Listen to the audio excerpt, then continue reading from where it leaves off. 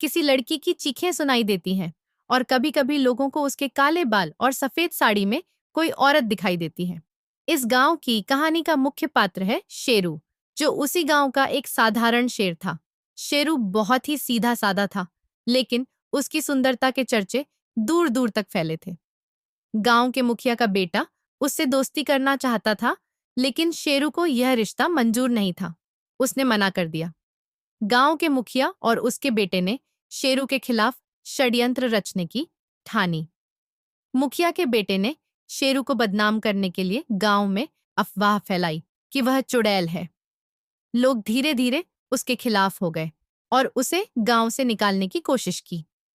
आखिरकार एक रात मुखिया और उसके बेटे ने कुछ लोगों के साथ मिलकर शेरू को मार डाला और उसके शव को गांव के बाहर जंगल में फेंक दिया। लेकिन कहानी यही खत्म नहीं हुई, बल्कि उसी दिन से गांव में अजीब घटनाएं शुरू हो गईं। कहते हैं कि शेरू की आत्मा ने गांव को श्राप दे दिया। उसके मरने के कुछ ही दिनों बाद गांव में हर रात किसी की चीखें सुनाई देती और लोग एक साया देखते थे जो धीरे धीरे उनके करीब आ जाता था। लेकिन अघोरियों की भी शक्ति इस श्राप को तोड़ने में असमर्थ रही।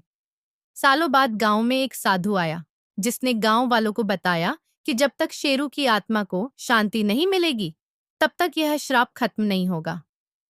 साधु ने कहा कि शेरू की आत्मा को मुक्ति दिलाने के लिए पूरे गांव को उसकी आत्मा से माफी मांगनी होगी। गांव वालों ने डरते डरते रात के समय जंगल में जाकर शेरू की आत्मा से माफी मांगी। तब जाकर गांव में शांति आई, लेकिन लोग अभी भी इस गांव को चुड़ैल का गांव कहकर पुकारते हैं और वहां जाने से डरते हैं।